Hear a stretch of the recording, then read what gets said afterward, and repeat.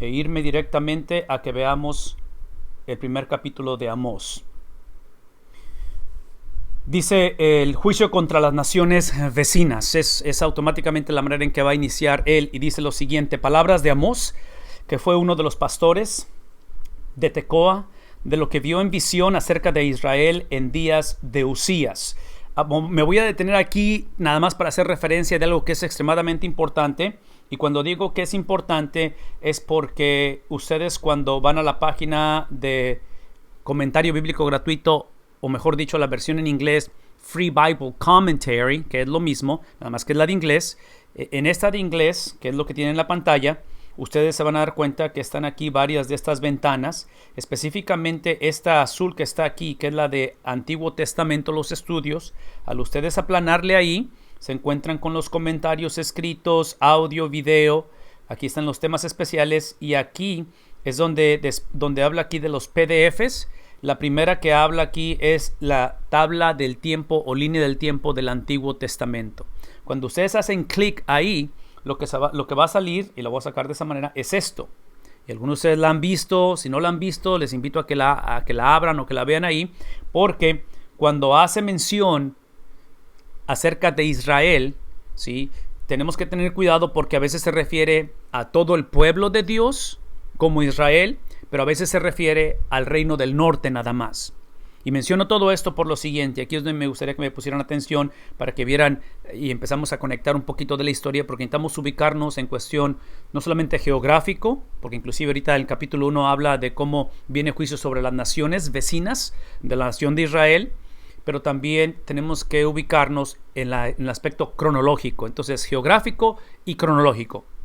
Entonces, observen aquí nada más la línea del tiempo, la tabla del tiempo que está enfrente de ustedes, y estoy hablando de que en la parte de arriba están las potencias mundiales, y ustedes van a ver que empezamos con Egipto, con Canaán, con Filistea, Siria, Asiria, Babilonia, Persia, y eventualmente entran los griegos, y en el Nuevo Testamento va a ser Roma o los romanos. Entonces, observen que hay líneas punteadas que descienden, porque aquí es donde está el pueblo de Dios, o la historia del pueblo de Dios. Estas simplemente son las potencias mundiales que van a estar obviamente causando mucho conflicto, mucho problema para el pueblo de Israel. Y bueno, hablaremos de eso más adelante. Nada más quiero que vean cómo es que inicia la historia o la línea del tiempo del Antiguo Testamento, donde hablamos de Génesis 1 al 11, hablamos de Génesis 12 al 50, hablamos acerca del libro de Job, cómo se encuentra en cuestión otra vez geográfica. No es como la Biblia está puesta dentro de nuestras Biblias, ¿verdad? La manera en que está el paquete de los 66 libros no está de esta manera cronológica muchas de las veces. A veces sí, a veces no. Así es que por favor no se me confundan con esto. Pero el punto aquí es de que vean cómo entramos en lo que es el Pentateuco, lo que es Génesis, Éxodo, Levítico, Número, de Deuteronomios. Este es Josué, lo que viene siendo Joshua, Josué. Eventualmente entramos, la JD es Jueces, Ruth, y aquí está Samuel. Y este Samuel, aunque lo encontramos el libro acá abajo, primer y segundo libro de Samuel, lo encontramos aquí porque va a ser como el precursor, como el líder dentro de una época extremadamente importante, que es la época de la monarquía unida, que es la que están viendo aquí en este paréntesis. Aquí es donde está Saúl, David y Salomón. Y digo monarquía unida porque ese es el preámbulo de lo que estamos leyendo en el libro de Amós, porque trágicamente las promesas y las advertencias, escuchen la combinación de ambas palabras, promesas y advertencias, que muchas de las veces no nos gusta fusionarlas o mezclarlas, pero dentro de la economía, dentro de la perspectiva de la Biblia, típicamente van mezcladas, van juntas. Es como decir soberanía de Dios, libre albedrío del hombre. Va mezclada la cosa, ¿sí?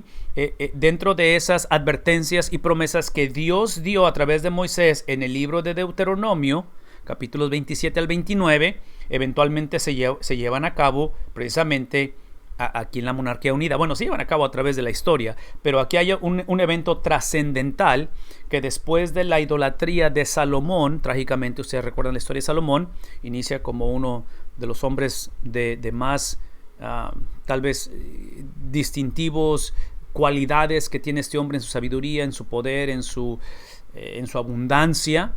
Y lo lleva como producto de Saúl, de David y Salomón. Eventualmente él llega y toma a la nación en su totalidad. Y cuando digo nación, ahora sí estoy hablando de Israel, de la nación del pueblo de Dios, porque es una sola nación, todavía no están divididos, pero eventualmente Salomón se va a dar otra vez a la idolatría, y la cosa termina muy triste con él, de tal manera que parte de las consecuencias, basado en Deuteronomio, lo que Moisés les advirtió y les prometió, entramos a lo que ustedes observan cómo esta línea se va a dividir, y se divide como esta parte hacia arriba, que es el reino del norte, y acá se queda el reino del sur.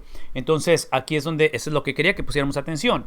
En el reino del norte se le conoce como Israel, el reino del sur se le conoce como Judá, pero ambos es la nación entera, nada más que trágicamente se va a dividir, literalmente van a vivir de pleito entre ellos, que es una cosa muy muy trágica. Y en el reino del norte, si están tomando nota, el reino del norte involucran 10 tribus. En el reino del sur quedan 2 tribus, son 12 en total, 10 arriba, 12 abajo, 2 abajo, perdón. Entonces, una vez más, ahorita cuando entramos, y aquí, bueno, aquí tenemos 2 de los profetas que no vamos a encontrar, o no son profetas que van a escribir libros, pero tenemos a Elías y a Eliseo. Elisha vienen siendo Elías y Eliseo, de tal manera que eventualmente llegamos a esta sección, que es donde estamos ahorita, donde estamos leyendo, y en el reino del norte encontramos a 3 profetas contemporáneos, o sea, ministrando, profetizando, sirviendo, donde sus ministerios van a empalmarse en cuestión de tiempo y en cuestión geográfico también, porque Jonás se encuentra aquí, Amós y Oseas. Este es Oseas, que es lo que estamos leyendo. Entonces, cuando menciono esos 3 profetas, y ahorita vamos a tocar un poquito de ese tema, es obvio que el contexto de lo que leemos de Oseas tiene que estar correlacionado con lo que está sucediendo con Jonás, lo que está sucediendo con Amós, lo que estamos viendo en Oseas también. O sea, todo eso tenemos que relacionarnos, e inclusive en el reino del sur encontramos 2 contemporáneos, otra vez en cuestión de tiempo, que es importante por la cuestión cultural, contexto cultural, circunstancias, eventos, idiosincrasias, y encontramos a Isaías y encontramos a Miqueas. Observen que todo esto es, otra vez, esta época o estos profetas hablando aquí son paralelos con la narrativa de primer y segundo de Reyes y segundo libro de Crónicas. Entonces, todo esto lo estoy mencionando para que nos ubiquemos dónde está el profeta Amós, de qué está rodeado. Observen que la potencia mundial con la que va a lidiar es con Asiria, que está acá arriba, que trágicamente, eventualmente, estas líneas punteadas es cuando vienen, y observen que la línea continua va a interrumpirse, porque aquí es donde empieza lo que llamamos los exilios. Trágico esto, porque a raíz de la desobediencia, una vez más, basado en las advertencias y las promesas dadas desde Deuteronomio y a través de los jueces, a través de la historia, Dios constantemente estuvo hablando, bendiciendo, advirtiendo, y eventualmente tiene que hacer lo que tiene que hacer, y es lo que estamos leyendo ahorita. Ok, entonces eventualmente el reino del sur va a continuar, las 10 tribus que están aquí van a ser desoladas, otra vez el pueblo, la capital, si están tomando nota, la capital de Israel como nación, reino del norte, es una ciudad llamada Samaria, que eventualmente es mencionada en el Nuevo Testamento, ¿verdad? Y la capital de Judá es Jerusalén, la ciudad de David. Entonces, otra vez, 10 tribus en el norte, 2 tribus en el sur. Espero que esto ayude un poquito, y otra vez, está en la internet, pero a ustedes se los mando por correo electrónico porque es un PDF, así es que lo pueden obtener eso también. Regresemos ahora a lo que estábamos leyendo.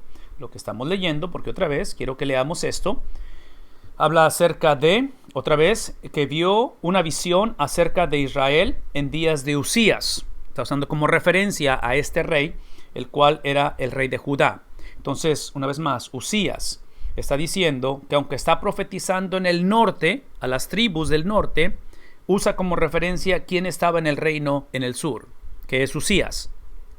Entonces, está reinando en el sur, pero él al que usa como referencia, y dice, y en días de Jeroboam, que está otra vez, es el rey de Israel, entonces pone esa perspectiva de 2 reyes, uno en el norte, uno en el sur, y dice 2 años antes del terremoto. Aparentemente este profeta está usando diferentes puntos históricos, tanto reinados como eventos hubo un terremoto aparentemente, tal manera que dice esto. Observen, recuerden, estamos hablando del juicio de Dios contra las naciones vecinas, las naciones que están alrededor de Israel. El Señor ruge desde Sión y desde Jerusalén da su voz. Los pastizales de los pastores están de duelo y se seca la cumbre del Carmelo. Históricamente sabemos que este profeta tiene una conexión. Y déjenme hacer esta referencia. Está profetizando en el norte, pero él es originalmente del sur.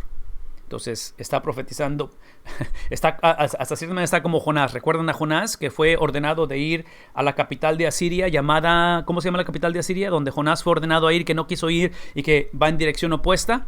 Es Nínive, ¿no es cierto? Entonces algo similar puedo ver aquí, porque entre ellos como judíos, como raza, una vez más, no se llevaban bien entre los del norte con los del sur. Entonces Amós, siendo un profeta del sur, se considera que es del sur, ser comisionado al norte, no sé cómo ilustrar esto en cuestión de nuestra cultura hoy en día, pero es otra vez algo que no querían hacer por las diferencias raciales, diferencias de costumbres. Cuando hablamos de Samaria, hablamos otra vez de la desobediencia, de haberse mezclado, no solamente una mezcla racial con otras naciones, pero también es mezcla de fe y de creencias. Entonces los del reino del sur, la gente del reino del sur se van a jactar de su la palabra sería autenticidad, originalidad, donde ellos no se han mezclado, donde mantienen la raza pura, a diferencia que los del norte empiezan a hacer toda esta mezcolanza. En fin, por eso es que uso la referencia de los pastores, porque aparentemente esta era una de las cosas que se le atribuye a él y que era común en cuestión de oficio, aparentemente. Dice el Señor: por 3 transgresiones de Damasco, aquí están los nombres de las ciudades, Damasco, y por 4 no revocaré su castigo, porque trillaron a Galad con trillos de hierro. Por eso enviaré fuego sobre la casa de Hazael y consumirá los palacios en Ben-Hadad. También romperé el cerro de Damasco, extirparé el morador del valle de Avén y al que empuña el cetro de Bet-Edén. Y el pueblo de Aram será desterrado a Kir, dice el Señor. Así dice el Señor, continúa hablando en contra de las naciones. Entre paréntesis, este juicio principalmente viene por la manera en que llevaban a cabo la guerra. Como, en otras palabras, estas naciones eran conocidas por su, ¿qué es la palabra? Bárbaros. Era gente, fue gente que expresaron la maldad en condiciones extremas, causaron mucho dolor entre ellos mismos y al pueblo de Israel. Entonces viene el juicio de Dios sobre ellos. Por 3 transgresiones de Gaza y por 4 no revocaré su castigo, por haber deportado a todo un pueblo para entregarlo a Edom. Enviaré pues fuego sobre la muralla de Gaza y consumirá sus palacios. También extirparé al morador de Asdod y al que empuña el cetro de Ascalón. Desataré mi poder sobre Ecrón y el remanente de los filisteos perecerá, dice el Señor Dios. Quiero que se imaginen que mientras está este profeta, está dando esta profecía, ¿verdad?, en el reino del norte, entre el pueblo de Dios. Pueden imaginarse al pueblo de Dios dándole muchos likes a esta profecía en los medios sociales, porque es el juicio de Dios contra los enemigos de ellos, ¿verdad? Entonces así como que bien contentos. Es como cuando ves que tu equipo, que el equipo rival de tu equipo en deportes pierde, te da gusto, ¿verdad? Tal vez el tuyo no gane, pero te da gusto que pierda el otro. Dice el Señor, versículo 9, por 3 transgresiones de Tiro y por 4 no revocaré su castigo, por haber entregado todo un pueblo cautivo a Edom, sin acordarse del pacto de hermanos. Enviaré pues fuego sobre la muralla de Tiro y consumirá sus palacios. Así dice el Señor. Por 3 transgresiones de Edom y por 4 no revocaré su castigo, porque con espada persiguieron a su hermano y suprimió su compasión. Su ira continuó despedazando y mantuvo su furor para siempre. Enviaré pues, aquí está el castigo, fuego sobre Temán y consumirá los palacios de Bosra. Así dice el Señor, por 3 transgresiones de los hijos de Amón y por 4 no revocaré su castigo, porque abrieron los vientres de las mujeres encinta de Galad. Mucho de esto no es figurado, ¿ok? Esto es literal. De tal manera que dice, por ensanchar sus fronteras. Encenderé pues fuego a la muralla de Rabá y consumirá sus palacios en medio de gritos de guerra, en el día de la batalla, en medio de la tempestad, en el día de la tormenta, y su rey irá al desierto, él y sus príncipes con él, dice el Señor. Ok, si piensan que esto es difícil de leer, espérense a que lleguemos al capítulo 2. En el capítulo 2 continúa. El mismo sentido de juicio, de castigo sobre estas naciones. Así dice el Señor, por 3 transgresiones de Moab y por 4 no revocaré su castigo. porque quemó los huesos del rey de Edom hasta calcinarlos. Enviaré pues fuego sobre Moab, que consumirá los palacios de Keriot, y Moab morirá entre el tumulto, entre gritos de guerra y sonido de trompeta. También extirparé al juez del medio de ella y mataré a todos sus príncipes con él, dice el Señor. Una vez más, imagínense, medios sociales, está la cosa yéndose viral, todo el pueblo de Israel contentos por cómo Dios está trayendo ese juicio sobre las naciones, y de repente este profeta se le ocurre voltearse a la congregación, a la audiencia, y observen lo que sucede. Ahora va a traer juicio sobre o contra las dos naciones, contra el reino del norte y el reino del sur. Y aquí es donde empieza lo difícil de leer si tú eres parte del pueblo de Dios en este tiempo en la historia. Ok, me voy a detener aquí. Ahorita vamos a leer un poquito más acerca de esto. Pero lo que quiero que hagamos es que observen las notas con respecto a ello. ¿Por qué? Porque nosotros en Estados Unidos, y muchos de ustedes a lo mejor saben de esto, y quiero que hagamos una conexión con lo que acabamos de leer, en Estados Unidos nos hemos estado levantando en los últimos días, últimos meses, y al parecer esto va a continuar, a muchas protestas en las ciudades, en áreas metropolitanas, por muchos lugares, por diferentes circunstancias, específicamente en lo que le están llamando la brutalidad de la policía o de las Fuerzas Armadas, aparentemente lo que está sucediendo, en fin, es un caos lo que estamos viviendo, que hay muchos factores, pero ese es uno de ellos. El punto a donde voy es esto: algunas de las ciudades que esta mañana se levantaron, y digo esta mañana porque anoche sucedió todo esto, ciudades de mucha influencia en nuestra cultura, es la ciudad de Louisville, que es básicamente donde está en este momento está parte del problema, o es como la sede del problema. Estamos hablando de la ciudad de Nueva York, estamos hablando de Los Ángeles, de Baltimore, de Rochester, de Filadelfia, por mencionar algunas.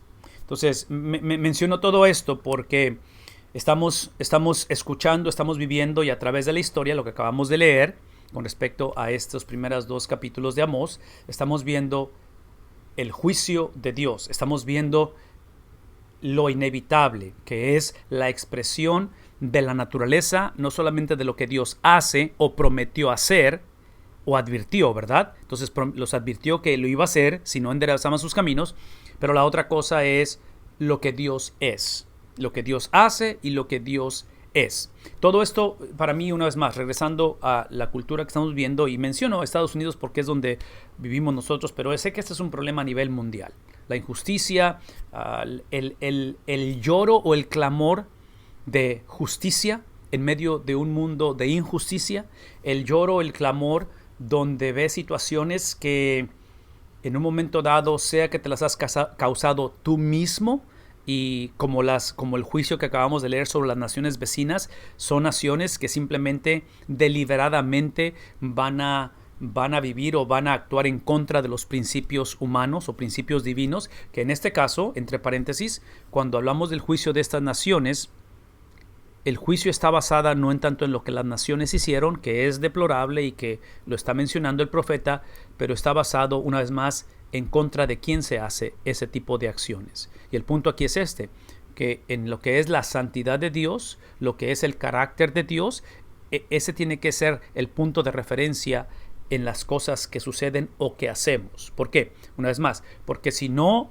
consideramos quién es Dios y la obra de Dios, o la manera en que Él se ha movido a través de la historia, por inercia, si ese no es el punto, si ese no es la razón por qué tenemos otra vez las conversaciones o cómo filtrar la vida, lo vamos a hacer a través de nosotros. Entonces, en esta vida, o el Señor va a gobernar y va a ser declarado como Dios, o yo voy a continuar tratando de gobernar, de sentarme en mi propio trono. Entonces, estas naciones que acabamos de leer son las naciones, capítulo 1 y parte del capítulo 2, son naciones que deliberadamente están en rebeldía delante del Señor. Entonces, una vez más, estamos por leer el resto del capítulo 2, que es muy difícil de leer porque es el mismo Dios, que no hay sombra de variación, que es el mismo a través de las edades, y que como Él es el punto de referencia, no es la actitud o la acción del pueblo o de la gente con o sin Dios, es que Él tiene que ejercer, en este caso, su justicia.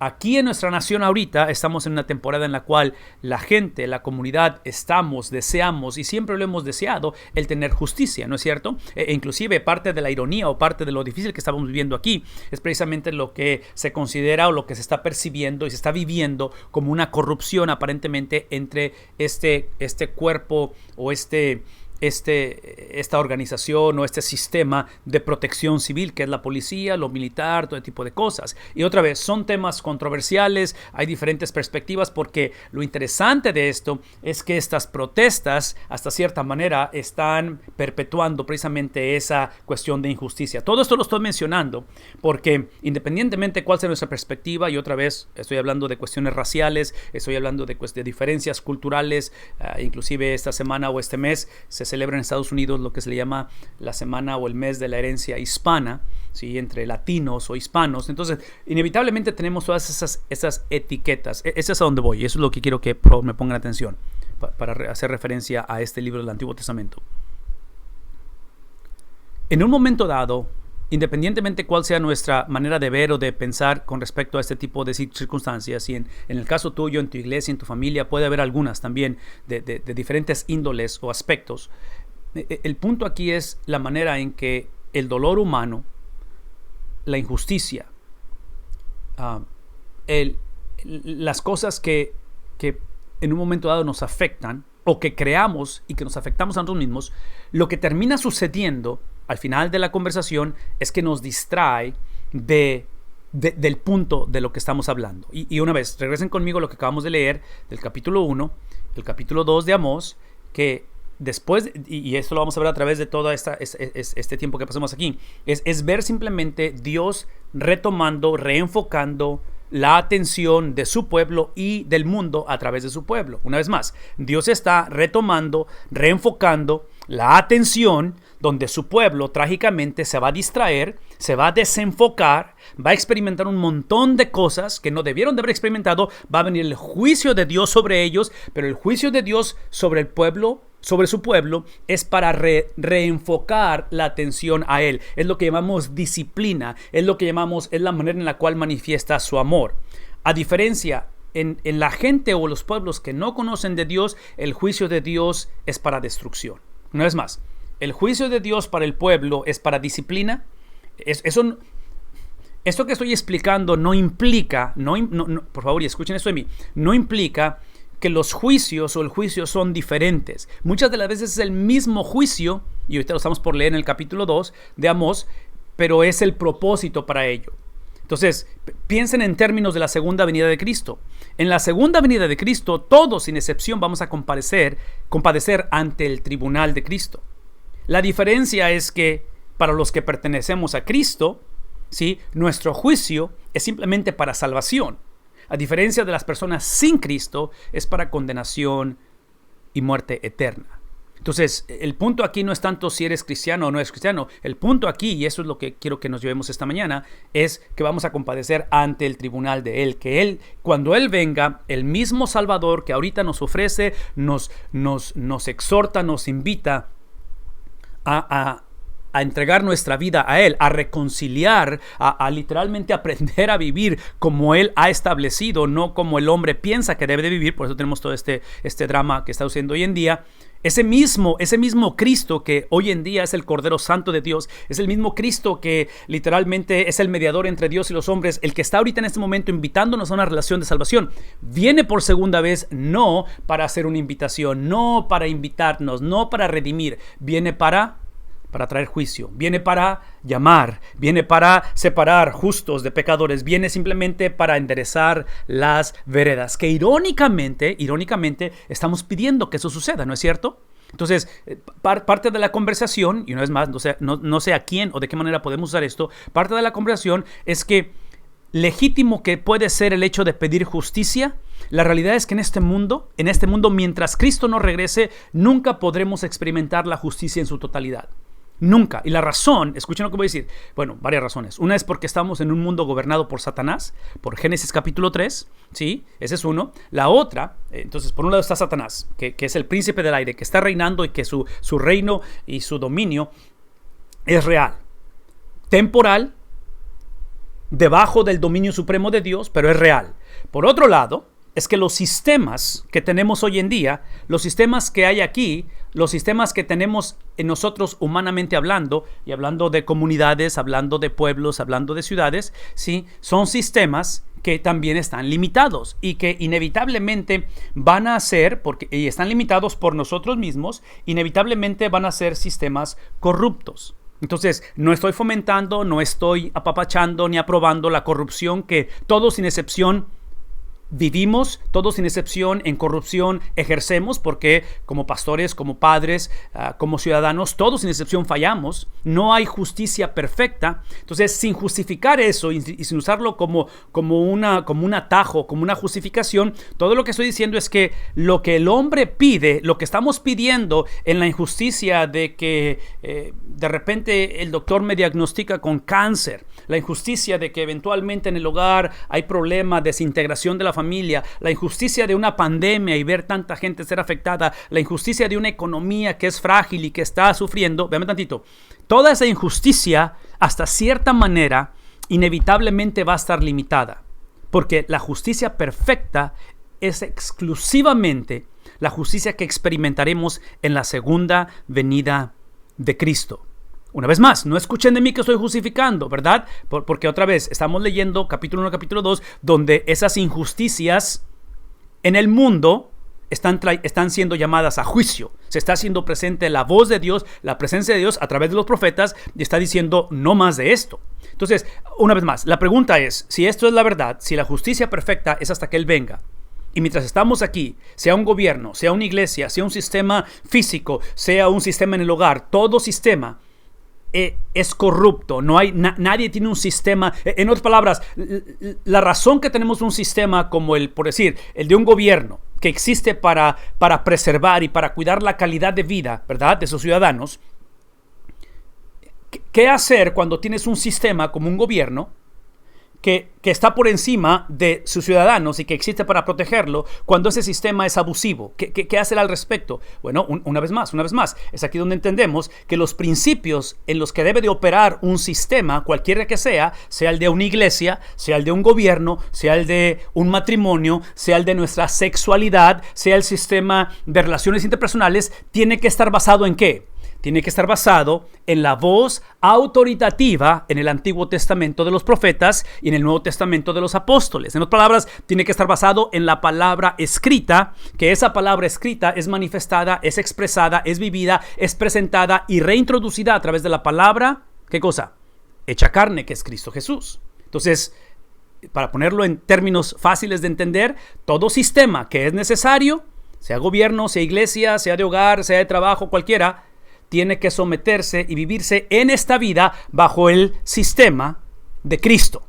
Entonces, por eso es que no creemos que hay países cristianos, no creemos que hay familias cristianas, no creemos que hay gobiernos cristianos, creemos que hay familias que se someten a la perspectiva de Cristo. ¿Sí vemos la diferencia? Porque muchas de las veces si etiquetamos y decimos es una familia cristiana o es un pueblo o una nación musulmán. En la India son de ese tipo de creencia. Empezamos a etiquetar cierto tipo de prácticas e idiosincrasias que potencialmente no están conectadas con un estilo de vida. Una vez más, podemos etiquetarnos mutuamente, y aquí en Estados Unidos entre demócratas y republicanos, o entre hispanos y afroamericanos, o cualquier otra raza, empezamos a etiquetarnos por los criterios, por las idiosincrasias, las prácticas, costumbres, cuando potencialmente, y usando el ejemplo en el caso de nuestras familias, en el caso mío y mi esposa, que somos primera generación de mexicanos o de hispanos en Estados Unidos, es diferente a como mis hijos, siendo segunda generación, ellos aquí perciben y ven la vida. Entonces, esos distintivos que los hace a la persona ser lo que son, potencialmente, escuchen lo que estoy diciendo, todo eso tiene que someterse, una vez más, escúchenme, tienen que someterse a la autoridad suprema. Entonces, el juicio que estamos leyendo en el primer capítulo de Amós, segundo capítulo de Amós, tiene que ver precisamente con el reenfoque de que el hecho de que ustedes sean naciones poderosas, asirios, sirios, eventualmente babilonios, eventualmente los persas, eventualmente los griegos, eventualmente los romanos, poderosos que son Son el epicentro de la cultura en sus respectivos tiempos. Cada uno de ellos, como es hoy en día naciones como Estados Unidos, hoy en día como naciones como Costa Rica, Perú, Panamá, cualquiera que me pongan, cualquier nación, toda nación está bajo la autoridad suprema de Dios. No estoy diciendo que vivimos como tal, simplemente que estoy diciendo que cuando Dios ve la rebeldía de su pueblo, cuando Dios ve la disfuncionalidad de una nación, Dios no está en el cielo como no lo estuvo en Amós, viendo desde su trono, mordiéndose las uñas y tratando de figurar qué hacer con el caos. Dios es soberano. Si Dios no es soberano, Dios no es Dios. Si Dios no está en control de las cosas, entonces más vale que mejor, no sé, hagamos otra cosa con nuestra vida, que estamos nada más teniendo un tiempo en el cual estamos aprendiendo algunos principios que nos pueden favorecer o ayudar, pero realmente esto no es la palabra de Dios, esto no es donde emana la vida eterna, porque el punto de esto no es el conocimiento del hombre, el punto de esto no es la disfuncionalidad del hombre, el punto de esto no es la injusticia de la vida, el punto de esto no es el temor a la muerte, el punto de esto es que Dios, sentado en su trono, en determinados tiempos, bajo circunstancias específicas, envió, inspiró, trajo mensajeros, como en este caso como Amós, en un contexto deplorable, en un contexto que viene la advertencia para decirle a su pueblo que lo que está por venir no es nada placentero. Y trágicamente, el pueblo de Dios hizo caso omiso. Una vez más, la pregunta es: ¿qué hacemos al respecto? Lo que hacemos al respecto, y por eso es que creo que estamos aquí esta mañana y espero que sea parte de la razón, es reenfocar. Ahorita que estamos a tiempo. Voy a decir una vez más, reenfocar el propósito de todo lo que hemos hablado, regresar a los principios con los cuales estos escritores hablaron. El autor original de todo esto que estamos leyendo, creemos que es el Espíritu Santo. Esta es palabra de Dios. Esto no es simplemente un profeta que de repente tuvo una educación o tuvo un momento de visión y comunicó. Esto es el Espíritu de Dios hablando. Y yo creo que la iglesia, el pueblo de Dios, a través de las edades, y nosotros no somos la excepción, tenemos que regresar a reenfocar. Por favor, escuchen lo que estoy diciendo. No estoy diciendo que hemos perdido la salvación. No estoy diciendo que en momentos caóticos Dios se ha desaparecido y otra vez Dios está en el cielo mordiéndose las uñas, no sabiendo qué hacer, teniendo un momento de pánico en su vida. No. Todo lo que estoy diciendo es que nosotros somos invitados en un día como este a reenfocar. ¿Qué significa eso? Lo que significa reenfocar para mí, y otra vez basado en lo que estamos viendo de Amós, varias cosas. Y si están tomando nota, esto es importante decirlo. Es recordar lo que es la salvación. ¿Qué es la salvación? El qué de la salvación. Y la salvación, por lo que estamos leyendo, principalmente el hombre es salvo de Dios. De Dios. ¿Por qué? Porque acabamos de leer capítulo 1 y estamos por leer el capítulo 2 o parte del 2, donde viene el juicio de ¿quién? Es el juicio de Dios. Es simplemente Dios ejerciendo lo que Él no tiene opción por ejercer, que es su justicia. Es lo que lo hace al ser Dios. ¿Sí? Y eventualmente nosotros nos conviene que Dios sea justo, y te lo voy a ilustrar esto, pero el punto aquí es esto: la salvación primeramente es de Dios. Pienso en la experiencia de Abraham cuando es llamado y cuando es circuncidado. Dentro de sus prácticas, dentro de esa experiencia, es el concepto de el cortar de la piel en la circuncisión. Es precisamente que te estoy separando. Sí, te estoy separando, por eso es que decimos que somos salvos de Dios y somos salvos para Dios. Entonces, lo que trágicamente la iglesia ha hecho en nuestra generación es que estamos de acuerdo en cuestión de ser salvos de Dios, porque eso implica vida eterna, implica cielo cuando morimos, implica no infierno cuando fallecemos, pero se nos olvida que el para es precisamente donde esta experiencia de salvación no es nada más para evitar otra vez el juicio de Dios, es para tener una relación con Dios. Una vez más, no es simplemente para evitar las tragedias, para evitar la pandemia, y yo no creo que Dios se oponga a que lo evitemos. Es simplemente que Él nos está llamando a una relación con Él. Entonces, lo primero es hablar de la salvación. ¿Qué es la salvación? La salvación es que somos salvos de Dios y somos salvos, ¿qué cosa? Para Dios. La otra cosa que yo creo que necesitamos reenfocar, y Amós nos va a ayudar, es entender cómo es que se lleva ese proceso. Y la manera en que se lleva ese proceso, si somos la generación que vamos a reenfocar, si estamos conscientes y estamos de acuerdo esta mañana que no podemos seguir convenencieramente leyendo Amós 1 y el principio del 2 y simplemente darnos gusto porque el juicio viene sobre esas naciones paganas y vecinas, lo cual son enemigos del pueblo de Dios. Observen cómo en el capítulo 2 les acabo de decir y empieza la cuestión aquí, es que ese mismo juicio que está dando o profetizando contra estas naciones, el mismo profeta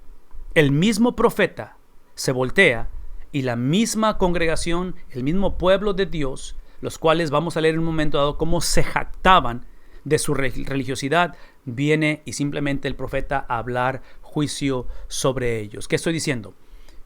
Yo creo que la iglesia de Jesucristo en la pandemia del 2020 seremos recordados, esta es mi opinión muy personal, seremos recordados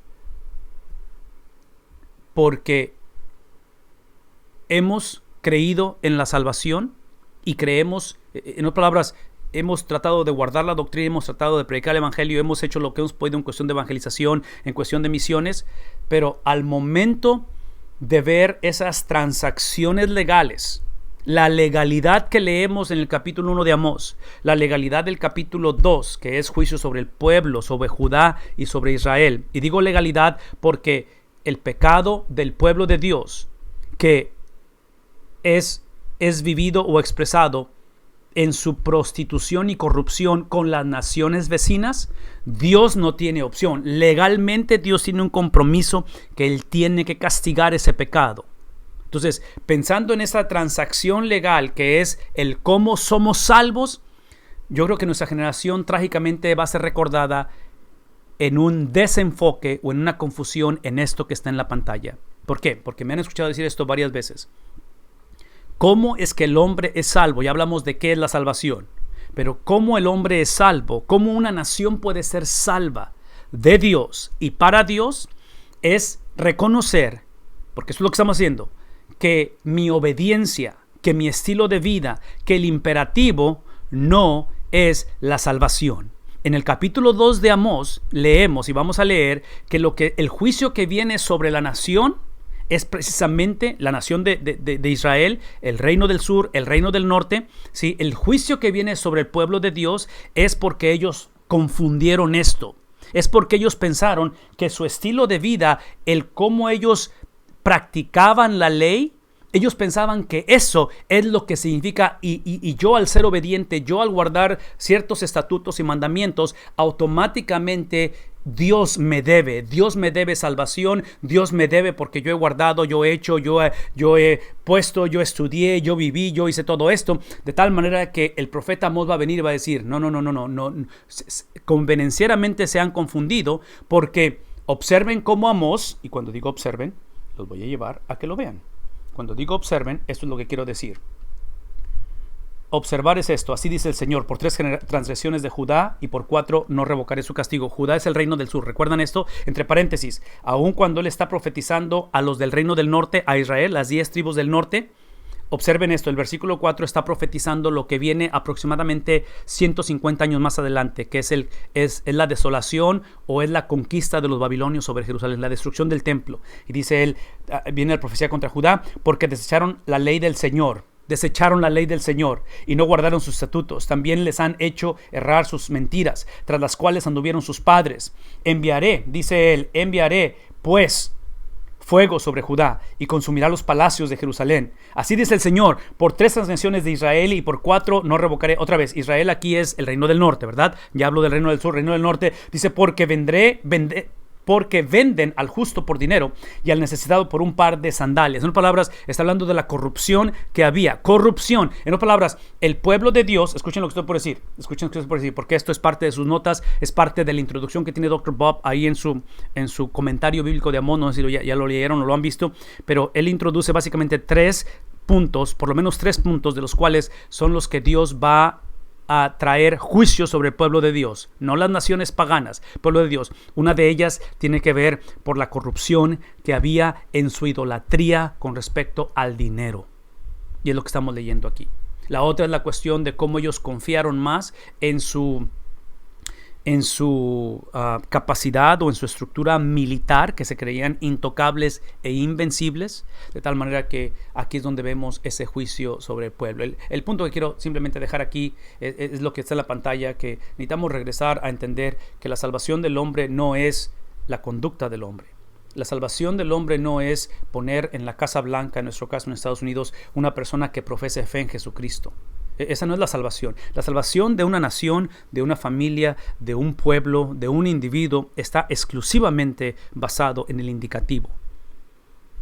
No en un presidente, no en un padre, no es el casarme con un cristiano simplemente y de esa manera. No, escuchen, es el compromiso como soltera, el compromiso como soltero, el compromiso como abuelo, el compromiso como padre, el compromiso como cristiano, de simplemente entender que la obra redentora de Cristo es suficiente. Es lo que salva el corazón del hombre. ¿Por qué? Porque es lo que salva de Dios y es lo que te salva para Dios. ¿Por qué digo de Dios? Porque fue Cristo el cual Él recibió el castigo. Es Cristo el que absorbió, sí, y literalmente la acumulación de nuestro pecado. Es Cristo que su obediencia es lo que permite que el Padre ese domingo en la mañana lo resucite de entre los muertos, porque es la aprobación de que este es mi Hijo amado, como dijo al principio, en el cual tengo ¿qué cosa? Cuando sale del agua al ser bautizado, tengo complacencia. Entonces, el ser salvo o apartado para Dios es el ser salvo consagrado para Cristo. Y por eso es que estamos diciendo que el Evangelio es exclusivamente la persona de Cristo. Lo que produce el Evangelio, y eso es lo que es como somos salvos para obedecer la ley.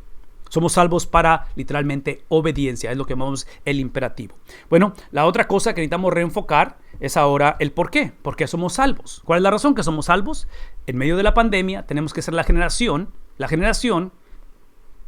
en la cual seamos recordados por la generación que no solamente supo articular qué es la salvación y por lo tanto qué no es la salvación. Número 2, supo articular y vivió cómo es que somos salvos. La tercera es que tenemos que ser la generación de que a través de nuestro estilo de vida, a través del imperativo, a través de nuestra obediencia a la ley, es que nos recordamos, es que vivimos, es que comunicamos, no solamente con palabras, pero con hechos, la razón por la cual hemos sido salvos. La razón es para servir y es para vivir en similitud ¿a quién? Al Evangelio, que es Cristo. ¿Me explico? Una vez más. La razón por la cual somos salvos es para servir y vivir en similitud a Cristo. Esto implica, porque ese es el punto del profeta Amós, escuchen esto. Esto implica que la razón por la cual somos salvos es para asumir una responsabilidad personal. No es más. La razón que somos salvos, sí, la persona sin Cristo es una persona que le caracteriza una cosa, típicamente. Es simplemente no asumir responsabilidad. Es culpar a alguien, echar la responsabilidad a alguien. Es simplemente decir, es que por eso es que yo fui así, es que la situación, mira quién fue mi papá, mira qué me pasó en la iglesia anteriormente. Empezamos a justificar.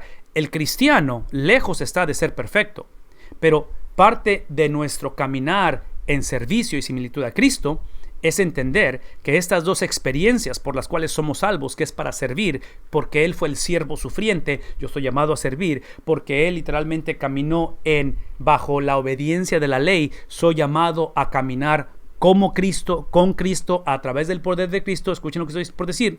Es una experiencia, este propósito, servicio y similitud a Cristo, no se pueden alcanzar de una manera individual. Sí, cristianos, escuchen lo que estoy por decir, cristianos, familias, naciones que profesan ser cristianos, que profesan haber aceptado el indicativo, vivido y reconocido el Evangelio, pero no están viviendo en comunidad, son familias, personas o cristianos que no entienden el propósito. Sí, ese es el propósito por el cual fuimos salvos. Fuimos salvos para obedecer. Y la obediencia se traduce en servicio y similitud a Cristo. Esta experiencia de la ley, escuchen por favor, la ley, la obediencia, el vivir bajo los estatutos de Dios es una experiencia en comunidad. No hay cristiano que pueda llevar a cabo la ley. Déjenme decir de esta manera. Hay gente que piensa que es cristiana, que puede llevar a cabo la ley. ¿Cómo lo sé esto? Hubo un joven en el Nuevo Testamento que se acerca a Jesús en los Evangelios y dice, yo he cumplido toda la ley, ¿qué necesito hacer para ser salvo? Y Cristo, escuchando y viendo su corazón, lo cual el pobre vivía engañado a sí mismo, ¿sí? Aquí está un ejemplo de no comunidad. Es el que dice Cristo, ok, supuestamente tú ya cumpliste toda la ley, supuestamente eres salvo. Entonces, primer examen, quiero que tomes todas sus posesiones, vendas, des todo a los pobres y me sigas. En ese momento, en el primer examen, hablando de la ley de los 10 mandamientos, el primero de ellos es, no tendrás, ¿qué cosa? Dioses ajenos delante de mí. Entonces, él demuestra, porque no pudo hacer lo que Cristo le manda hacer, él demuestra que su Dios era precisamente las posesiones que él tenía. En otras palabras, él no tenía posesiones, él era poseído por el materialismo. Entonces, en este caso, nos damos cuenta que se daba otra vez baños de pureza. Hay otro ejemplo de personas que piensan que pueden vivir una vida cristiana por sí mismo, en individualismo. Hay un joven llamado Saulo de Tarso, que cuando Esteban en el capítulo 7 de Hechos es apedreado y es muerto, es asesinado como el primer mártir de la iglesia, por lo que entendemos, su cuerpo es puesto a los pies de este joven llamado Saulo, que para el capítulo 9 va rumbo a Damasco con las cartas de los sacerdotes, un sacerdote, para encarcelar a los cristianos. ¿Qué estoy diciendo? Que él se creía, ¿cómo lo sé? Por Filipenses capítulo 3. En Filipenses capítulo 3, él describe su resumen, él describe sus credenciales, y a donde voy es esto: todo eso que estas personas, individuos, llegaron a vivir, a alcanzar, les caracteriza individualismo. Véame tantito. Les caracteriza autonomía. Individualismo y autonomía es una contradicción de términos de lo que es el propósito por el cual fuimos salvos. Si fuimos salvos para servir y para crecer en similitud a Cristo, estas experiencias es entender mi responsabilidad personal, y mi responsabilidad personal es que no puedo alcanzar, vivir o ejercer el propósito individualmente, que soy llamado para la salud de la iglesia, y eso me lleva a vivir una responsabilidad personal en un contexto corporal. Entonces, ahí es donde, cuando estos principios o este desenfoque, estos principios son violados, o el desenfoque se lleva a cabo, que es lo que estamos leyendo en el capítulo 2 de Amós, cuando eso se lleva a cabo, lo que produce, y aquí no sé si esto va a resonar con alguien, lo que produce es la mentalidad de que el Dios del Antiguo Testamento es un Dios de venganza. Vemos mucha violencia, vemos la cuestión. ¿Qué ejemplos puedo usar? Un montón de ejemplos, pero hablamos, por decir, del Dios que le ordena a Josué que entre en la conquista de la tierra y va a matar, va a exterminar todo ser viviente. Vemos, por ejemplo, los hijos de Aarón, que trágicamente están trayendo fuego extraño ante la experiencia de encontrarse con Dios, y en ese momento son consumidos por el Señor.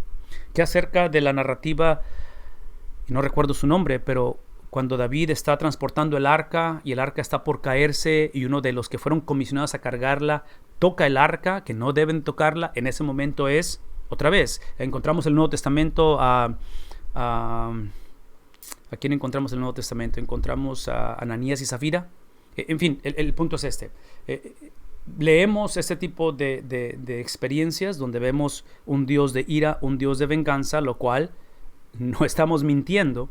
No estamos mintiendo, pero lo hacemos a expensas otra vez de prefabricar, porque hemos perdido el enfoque, ¿verdad? Hemos hablado de enfoque, hemos perdido el enfoque como esta gente en Amós, capítulo 1, capítulo 2, de tal manera que Dios no está encajando en nuestra idea preconcebida. No es palabra, lo que estoy diciendo es esto, es de que cuando vemos este tipo de violencia, este tipo de agresividad en el Antiguo Testamento y Nuevo Testamento con respecto a Dios, es para recordarnos.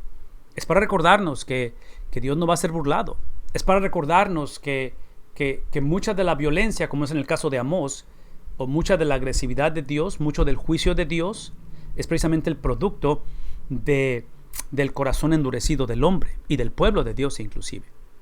De que una vez más, de que un corazón endurecido, un corazón, estoy hablando de la iglesia, un corazón que trata de vivir su cristianismo de una manera individual en lugar de una manera personal para el bien de la experiencia colectiva de la iglesia, es el tipo de persona que típicamente ve lo que otros hacen como pecado, y lo que yo hago son errores.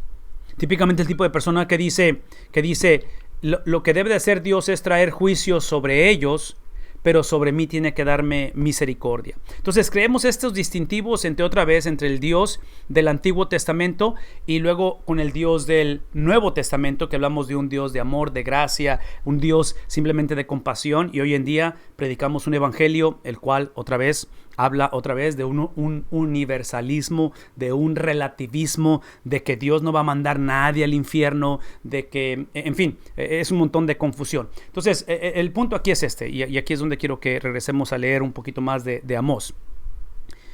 Cuando existe esta confusión y esta división, aquí no podemos, es un mismo Dios, ¿no es cierto? Y batallamos con esto porque nosotros como personas del Occidente, en lugar del Oriente o del Medio Oriente y del siglo XXI, típicamente pensamos o es uno o es otro.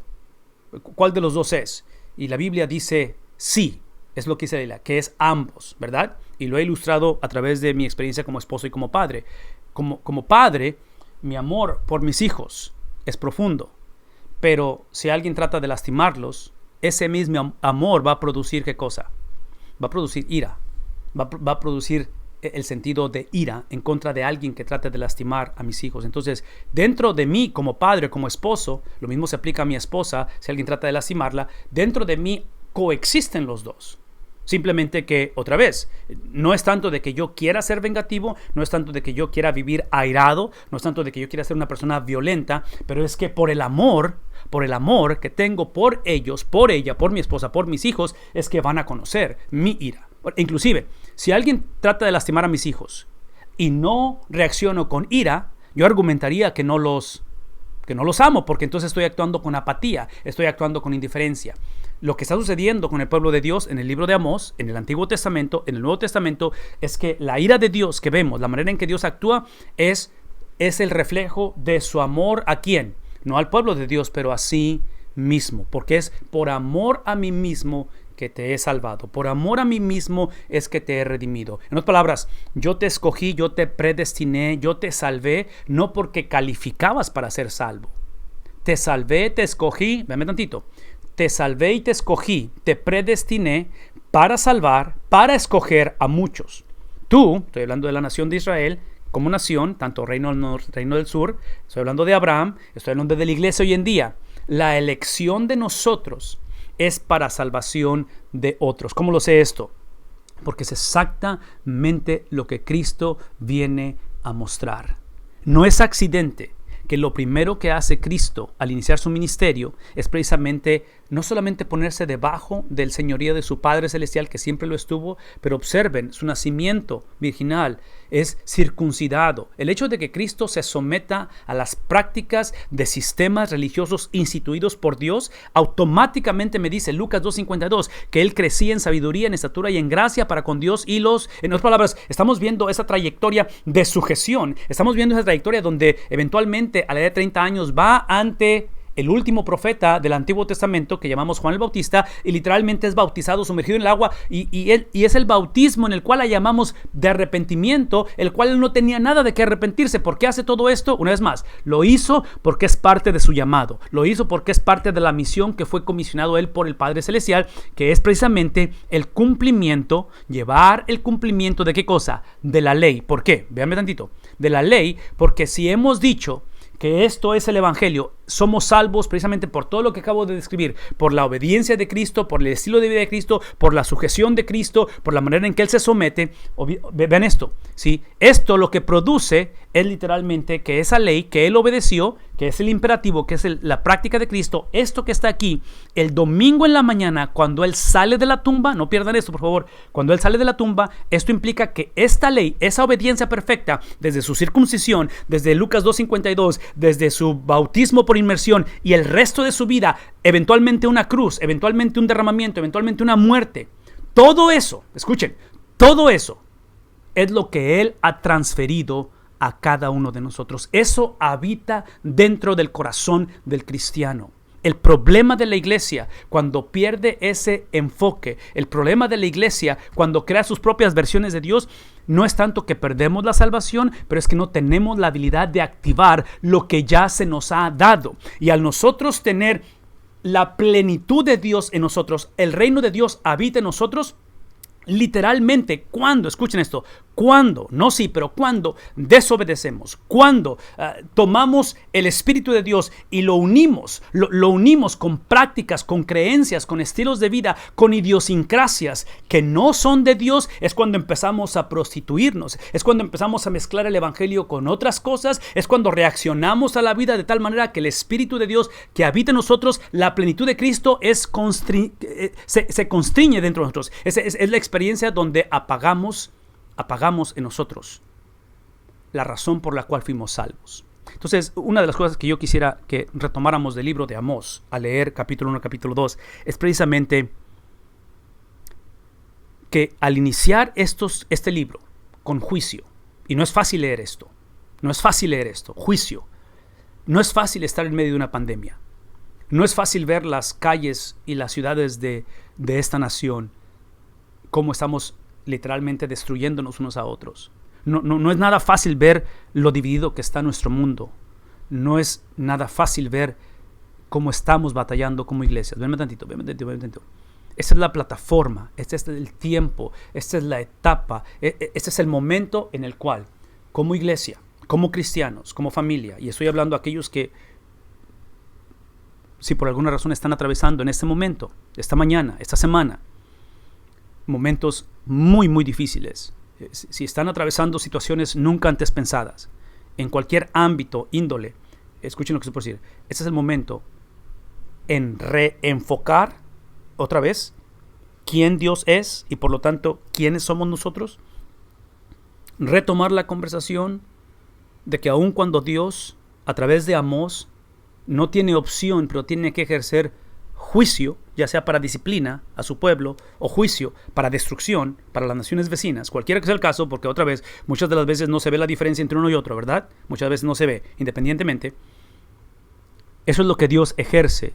Es tiempo de que la iglesia, es tiempo que el hogar, hoy en día, en medio de lo que estamos viendo, entienda que lo que Dios es, no lo que Dios hace, pero lo que Dios es gracia, es misericordia, es un Dios de compasión.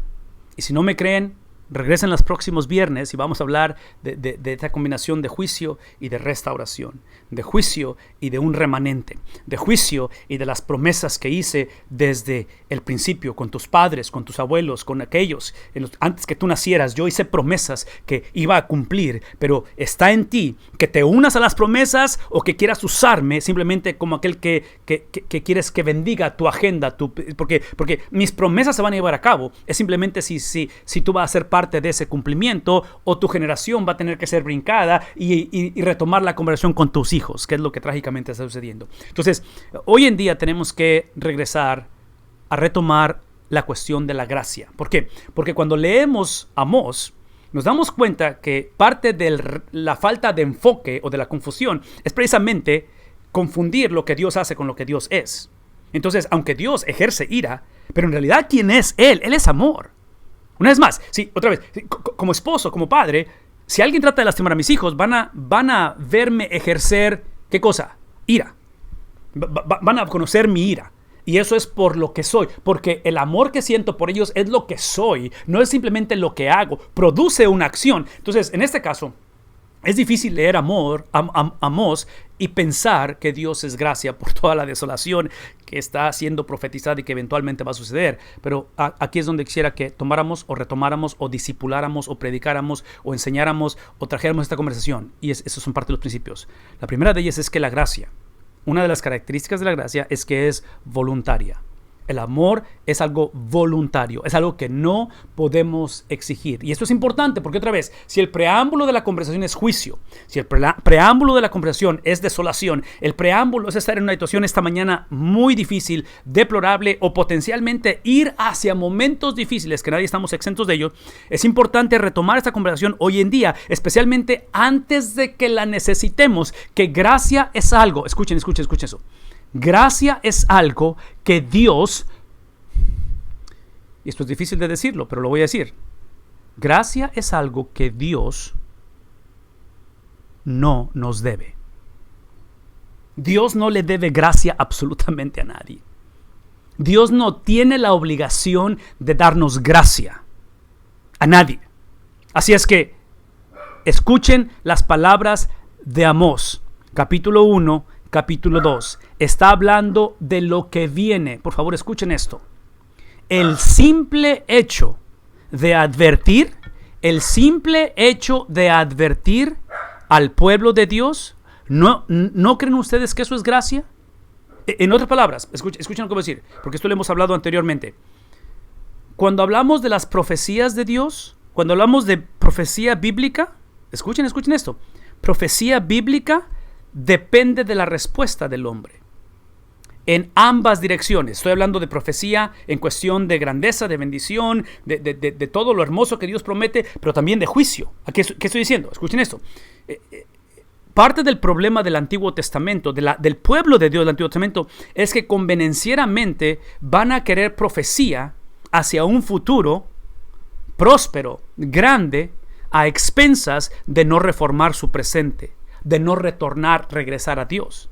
Entonces, aun cuando Dios ha establecido, Dios ha puesto, Dios ha dicho, Dios ha prometido, véanme tantito, estas promesas, hay un componente condicional, porque esto podríamos ser, la profecía podría ser el amor de Dios, podría ser esa gracia que eventualmente a través de todo este drama, toda esta desobediencia, toda esta situación, eventualmente viene la simiente, viene el cumplimiento del Mesías, ¿no es cierto? Viene aquello que iba a ser el producto de esa promesa dada a Abraham, pero vean tantito, pero esa experiencia va a ser condicionada. Esta promesa está condicionada con una relación no incondicional, pero condicional. Entonces, cuando hablamos de una relación condicional, estamos hablando de la expresión de amor, de gracia, porque lo último que yo necesito, entendiendo que mis pecados no me hacen ser pecador, que es porque soy pecador, esa es la razón que peco. Una vez más, mis acciones no determinan mi esencia, pero es por lo que soy, porque en pecado me concibió, ¿qué dice el Salmo 51? Mi madre, ¿sí? Que no es accidental, que es por alevosía y desventaja, que es un derecho legal que Satanás tiene sobre la persona sin Cristo, que tenemos como seres humanos, siendo hijos del primer Adán, tenemos la obligación de pecar. Sabiendo eso y entendiendo eso, lo último que yo necesito es no parámetros en mi vida. Porque si a mí como pecador, si a mí como hombre no me pones parámetros, la depravación me va a llevar a expresarlo de tal manera que en la historia de la humanidad ha habido experiencias. Así como dice el libro de Éxodo que con respecto a Faraón, que fue que Dios endureció su corazón y luego que Faraón endureció su propio corazón.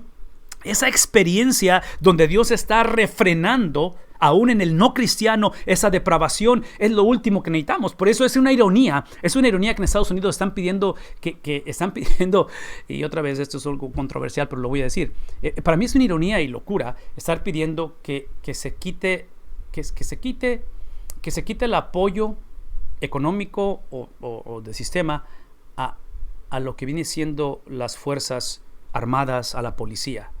Porque si esta nación o cualquier nación no tiene algo que nos proteja de sí mismo, se convierte en ¿qué cosa? ¿Anarquía?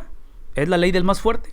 En otras palabras, es lo que quiero decir. Escuchen, porque otra vez, esto es controversial, pero como quiera tengo que decirlo. Corruptos que son los sistemas de nuestro mundo, iglesia, gobierno, familia, corrupto que es mi sistema inmunológico, porque todos nos enfermamos, ¿no es cierto? No es perfecto. Todos somos vulnerables. Hay una pandemia que tenemos que protegernos de ello, ¿no es cierto? Corruptos que sean, porque el único sistema perfecto es el de ¿quién? Es el de Dios. Véanme tantito. Este sistema corrupto, sea policía, sea hogar, sea un padre, sea un esposo, es necesario para restringir la maldad del mundo. Entonces, hasta cierta manera, necesitamos un tipo de maldad o un tipo de corrupción para retener cierto tipo de corrupción. No sé si eso tiene sentido, pero otra vez, pensar en no parámetros, pensar en una relación incondicional con cualquier persona, con cualquier sistema, nunca va a funcionar. Entonces, hoy en día que estamos en medio de una pandemia, hoy en día que estamos en medio de situaciones difíciles, hoy en día que la voz de Dios está constantemente advirtiéndole a la iglesia que deje de predicar que el evangelio es la conducta de la iglesia, que el evangelio es la conducta de Cristo, lo que tenemos que predicar, que produce la ley, que produce obediencia, tenemos que retomar esta conversación porque ahorita este tema es vulnerable, este tema es necesario, la gracia. Y parte de la confusión que hay es literalmente, es leer esto a la inversa. Sí, confusión es pensar que gracia y misericordia me la debe Dios. Por lo tanto, cuando o si llega a suceder algo que va en contra de mi beneplácito, de mi bienestar, de mi manera de pensar, como mi idea preconcebida era que Dios me la debía, Dios me debe que proteja mi hogar, que proteja mi trabajo, y empezamos a ver, sí, Dios no le debe absolutamente nada a nadie. Dios no le debe nada a nadie, ¿sí? Es ahí donde empezamos este proceso trágico, donde al principio nos sorprendimos de la gracia de Dios y aceptamos la salvación. Reconocimos la condición depravada, donde otra vez mi pecado no me hacía pecador, pero porque soy pecador, entendí que es por eso que peco. Entonces obviamente necesito una relación con Cristo.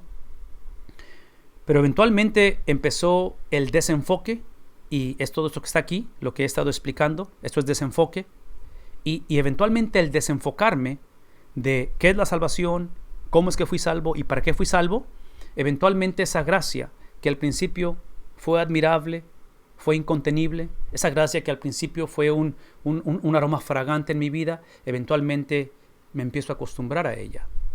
Eventualmente la veo como algo que la espero que suceda todo el tiempo. Eventualmente la asumo.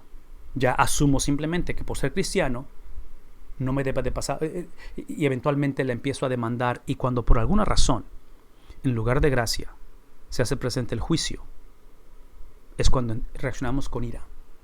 Es cuando reclamamos a Dios y decimos, ¿cómo es posible? Si yo he hecho esto y esto y esto, porque es lo que va a hacer el pueblo de Israel, es lo que va a hacer la nación de Israel, del reino norte. Cuando Dios empieza, vean esto, no se las voy a platicar, se las voy a enseñar. Vean cómo ellos, la gracia de Dios, pasan este proceso de sorprendidos, acostumbrados, donde la esperan, la asumen, la demanda y eventualmente se enojan. Los que pisotean en el polvo de la tierra la cabeza de los desvalidos, observen cómo no supieron dar gracia a sus hermanos. También tuercen el camino de los humildes. Un hombre y su padre, eso es locura. Un hombre y su padre se llegan a la misma joven. Incesto, profanando mi santo nombre. Entre paréntesis, todo esto que estamos leyendo, escuchen lo que se puede decir, todo esto que estamos leyendo lo están haciendo dentro de las prácticas de adoración a Dios.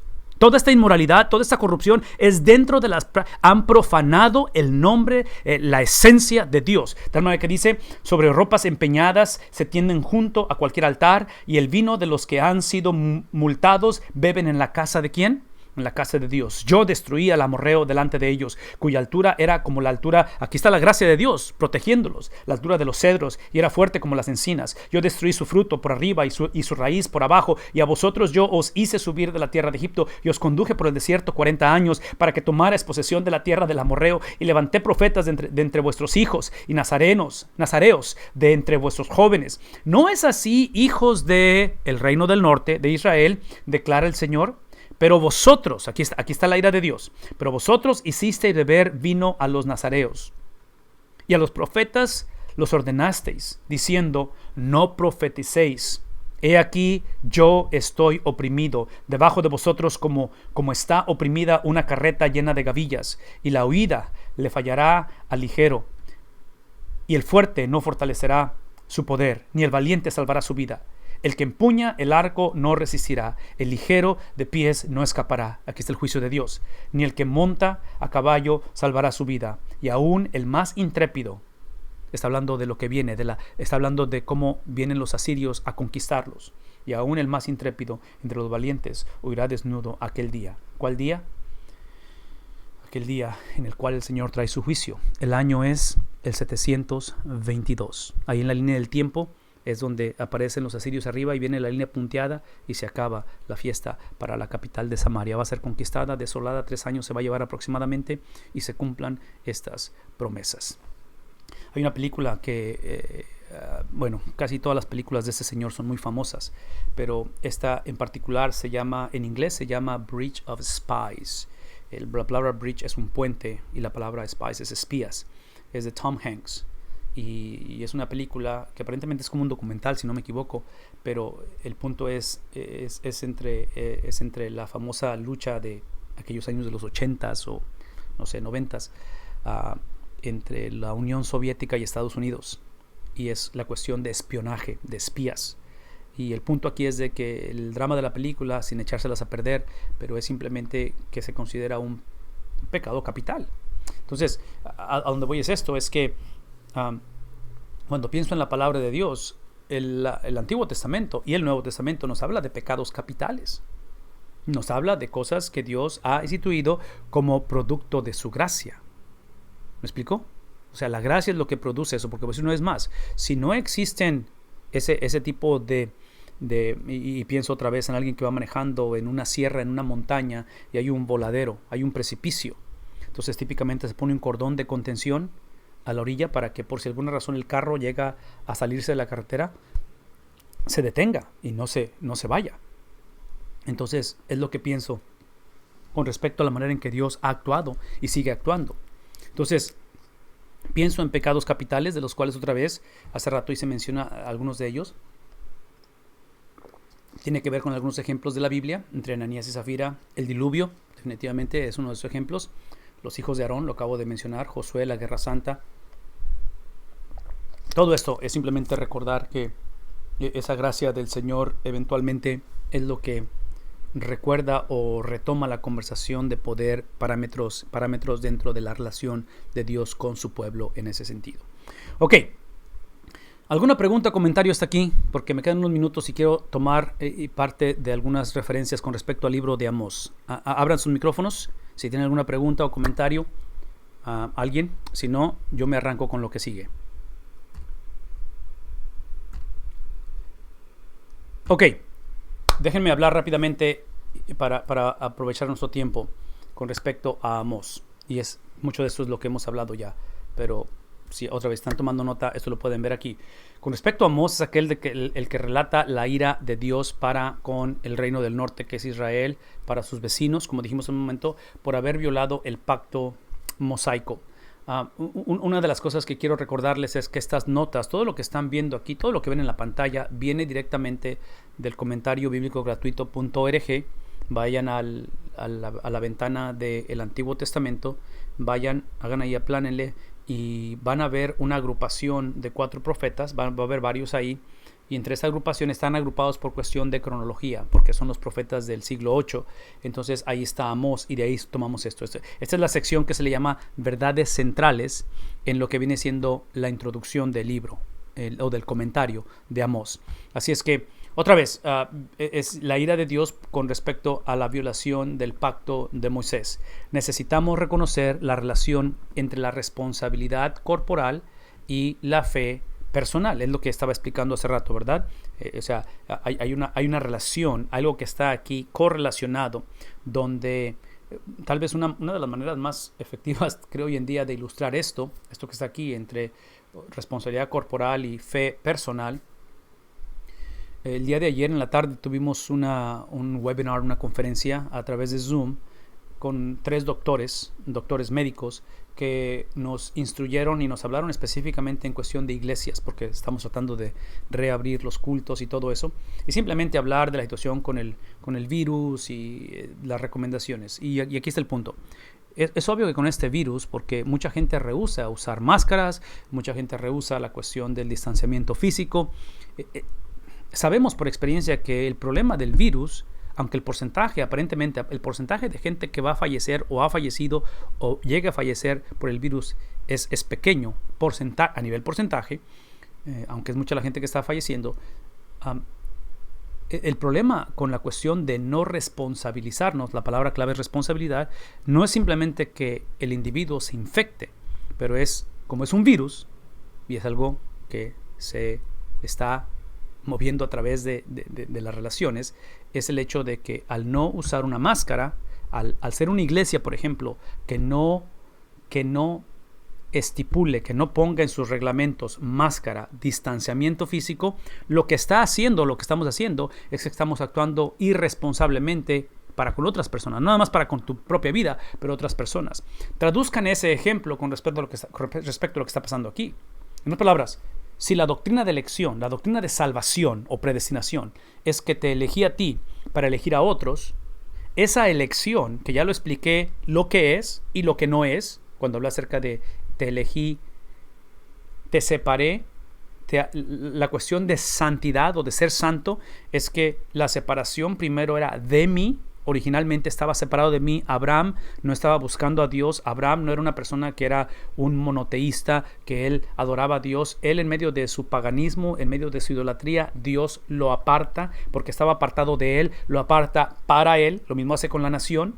Siendo esclavos, cuando están en Egipto 400 años, en Egipto no están viviendo un avivamiento y no están celebrando el monoteísmo del Dios de la Biblia. En Egipto, el pueblo de Dios, los que eventualmente se convierten en pueblo de Dios, literalmente son idólatras. O sea, están viviendo el politeísmo de esa... En otras palabras, todo lo que estoy diciendo es esto. En cuestión de la salvación, en cuestión de la razón que tú eres salvo, que yo soy salvo, en la razón por qué somos la iglesia del Señor, el Señor no es aquel que nos rescató simplemente de ser una versión baja del cristianismo a una mejor versión del cristianismo. Eso es moralismo.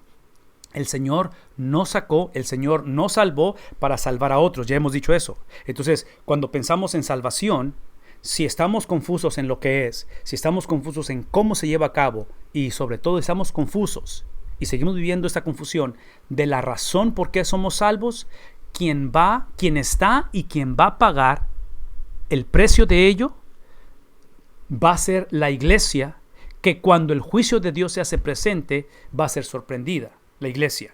¿Por qué? Porque acabo de explicar de la gracia. Porque trágicamente la iglesia hoy en día, el cristiano, sigue pensando y diciendo y sintiendo que Dios nos debe gracia, que es una obligación de Dios darme las bendiciones que tengo.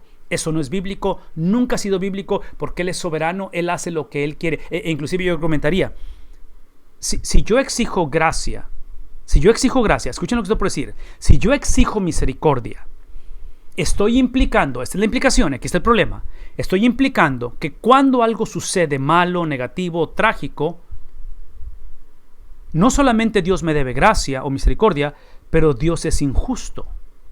Es injusto. Porque como Él me debe gracia, cuando sucede juicio, cuando viene algo trágico, es injusto. Y aquí está el problema. Es obvio que Dios nunca ha sido injusto. Va en contra de su naturaleza. Lo que sabemos que Dios es justo. Entonces, si yo continúo discipulando mi hogar, si yo continúo viviendo un evangelio donde Dios me debe gracia, donde Dios tiene una obligación de bendecirme, donde tiene que hacerme inmune de pandemias y de todo eso, no solamente voy a continuar perpetuando la manera en que la cultura piensa de que Dios es injusto, por eso es que Dios no existe, porque si Dios existiera, no pasaba lo que está sucediendo, ¿verdad? Esa es una. La otra, escuchen lo que estoy por decir, la otra es que sin darnos cuenta, lo que realmente estamos pidiendo cuando decimos que Dios es injusto es que queremos que Dios sea justo. Si decimos o si pedimos que Dios sea justo, eso implica que todos debemos ir al infierno. Porque dentro de la justicia, dentro de lo que es legal, dentro de lo que es lo correcto, todo ser humano merecemos ir al infierno. Nadie merece ir al cielo.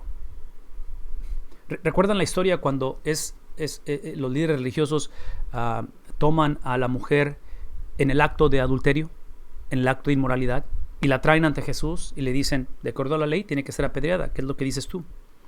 Y la respuesta es, el que esté libre de pecado, el que viva una vida justa, sin pecado, que arroje la primera piedra. Conocemos el resto de la historia, inclusive la cultura la conoce esta historia. Y literalmente, de uno por uno empiezan a irse. ¿Qué es el punto? Escuchen lo que estoy diciendo. De que de acuerdo a la ley de Moisés, la única persona que calificaba, de acuerdo a la ley, de acuerdo a la justicia, la única persona que calificaba de apedrear a esa mujer era Cristo. Él calificaba. Si él hubiera tomado las piedras y él literalmente mata a esa mujer, en ese momento, él hubiera sido justo, él hubiera hecho lo correcto. Pero observen la conversación y después de que se van, le pregunta a él, le hace la pregunta retórica, ¿dónde están los que te acusan? El punto es esto, que lo que extiende Jesús a esa mujer es gracia. La extiende, por favor escuchen, la extiende esa gracia voluntariamente.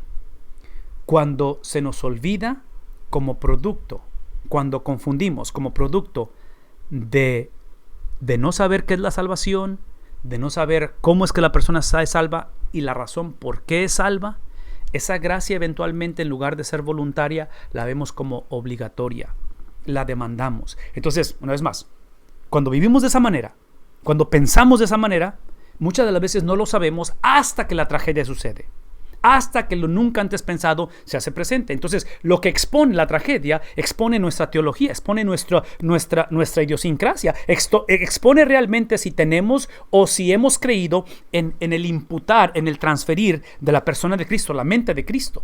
Porque cuando sucede lo trágico, cuando somos afectados por un mundo gobernado por Génesis capítulo 3, como reacción el cristiano va a depender si hemos entendido todo lo que hemos hablado o si todavía estoy pensando en que la gracia es algo que Dios me debe. Aquí es el punto, aquí es donde voy. Mientras sigamos siendo la generación que pensamos que Dios nos debe gracia, por lo tanto, cuando algo malo sucede, Dios es injusto y estamos demandando justicia, eso implica, una vez más, que pensamos o asumimos que todos debemos ir al cielo, que nadie debe ir al infierno. Es por eso que entre evangélicos la doctrina de la predestinación nos incomoda. Porque lo que hace la doctrina de la predestinación o de la soberanía de Dios es precisamente nos recuerda o nos expone que como evangélicos, como cristianos, típicamente asumimos que la gracia no la debe Dios. Porque una vez más, dentro del juicio de Dios, dentro de la justicia de Dios, todos debemos ir al infierno, nadie debe ir al cielo.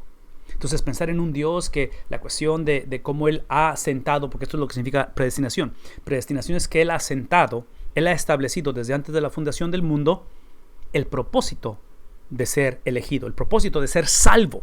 Y otra vez, estos términos yo sé que pone nerviosa a la gente porque piensa que pierde el hombre la habilidad de decidir.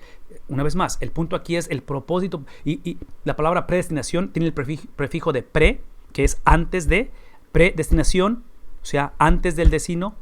Entonces, cuando el hombre es salvo, el propósito ya está determinado. Que el propósito no es simplemente la ausencia de un infierno al final, no es simplemente la entrada al cielo. El propósito es una persona. El propósito es que, dice el Señor, que Él es, dice Él, yo soy tu herencia. Al final de lo que obtienes, en medio de las dificultades, en medio de la corrupción que potencialmente te está afectando, en medio de las cosas que estás viviendo, lo que obtienes al final es mi persona.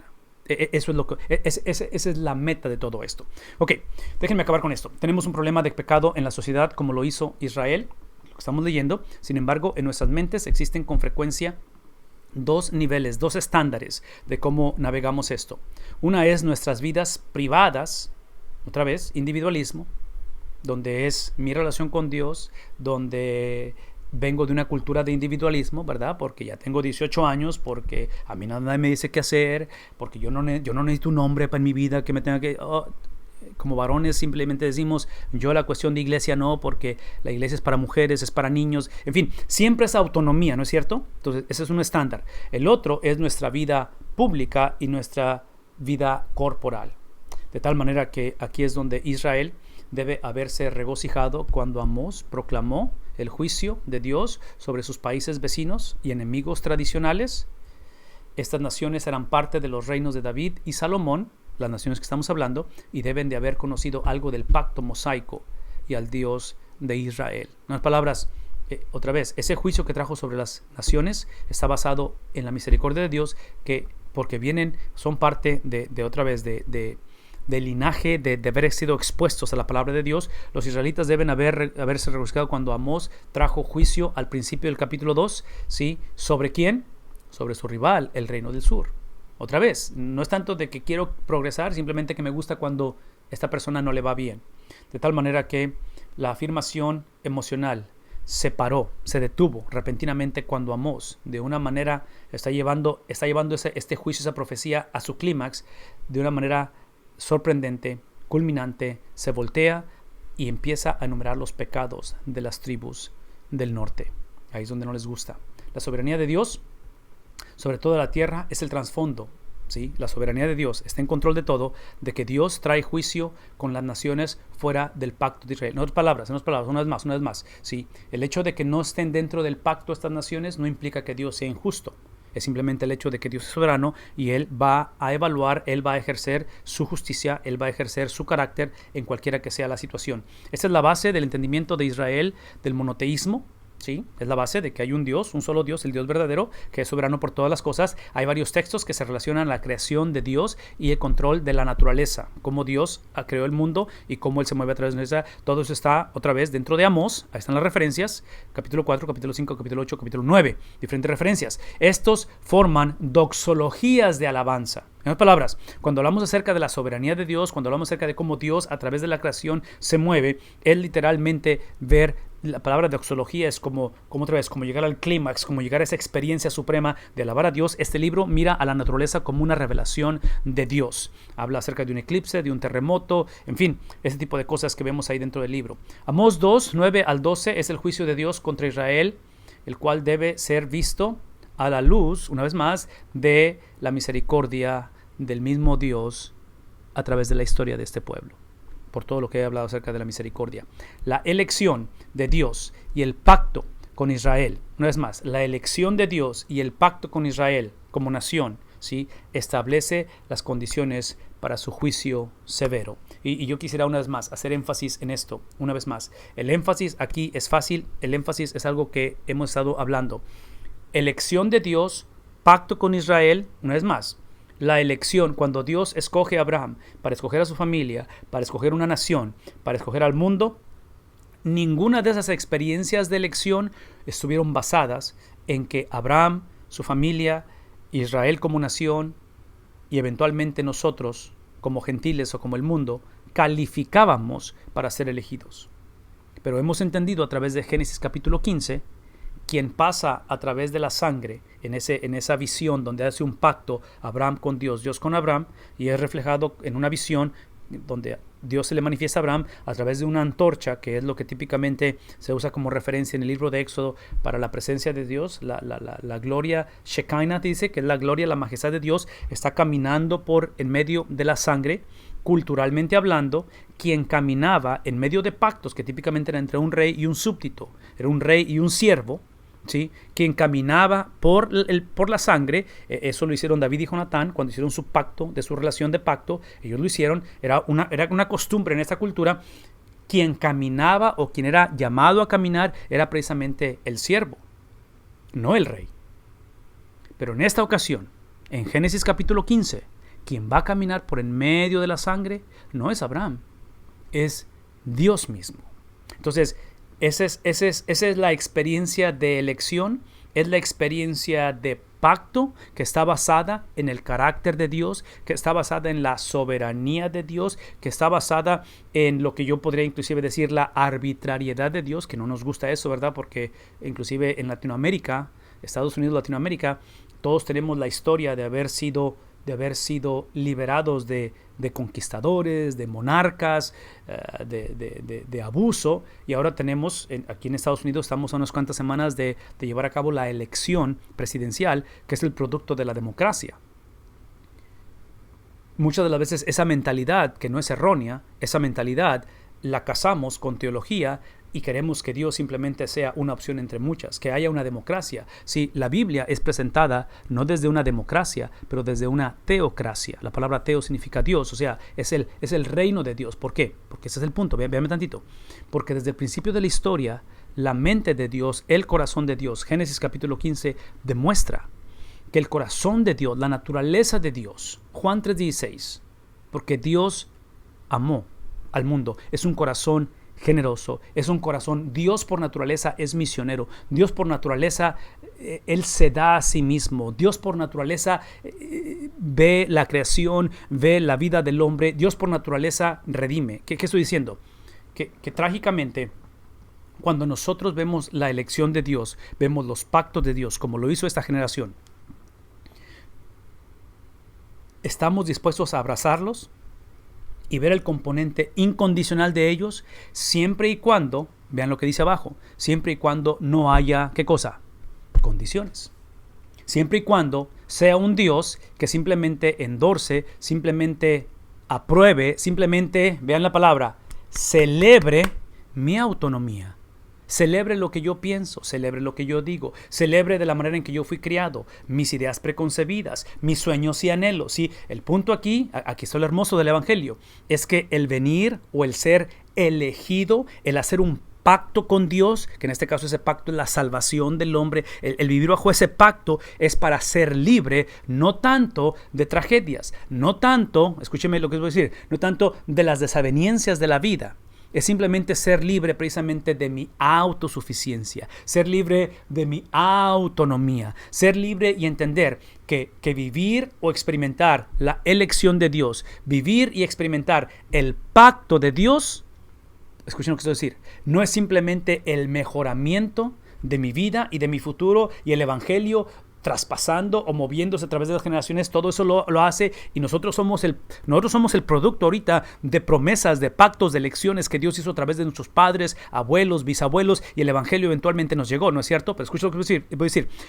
Eso incluye también el hecho de que cuando entendemos la elección de Dios, cuando entendemos que el que caminó por en medio de la sangre fue Dios, no Abraham. Por eso no exaltamos el judaísmo, no exaltamos a los judíos, no exaltamos a Abraham. Exaltamos al que caminó. ¿Quién caminó? Fue Dios. El que se envió a sí mismo, ¿quién fue? Fue Dios. Dios es el que camina y el que dice, por amor a mi nombre, mi esencia, mi reputación la pongo en literal. En otras palabras, típicamente lo que debió de haber sucedido en ese capítulo 15 de Génesis es que los dos debieron de haber caminado. Así como Jonatán y David. Tanto Dios como Abraham debieron los dos haber caminado por la sangre y donde dicen, si tú haces, yo hago, si tú te mantienes fiel, yo soy fiel. Dios está diciendo, la elección que tengo de tu vida, Abraham, escogerte a ti para escoger una familia, y digo familia porque te estoy escogiendo a ti, no porque seas muy fértil, no porque tengas la habilidad de muchos hijos. Parte de la ironía es que está escogiendo a un hombre viejo de edad con una esposa de avanzada edad, y no solamente son de avanzada edad, pero específicamente les caracteriza ¿qué cosa? La esterilidad, que en esta cultura es un problema, bueno, también lo es hoy en día, pero es un problema serio en la cuestión de la procreación, en la cuestión del legado, en la cuestión del discipulado, de llevar a cabo y poder otra vez perpetuar el entendimiento de cómo vivir y todo eso.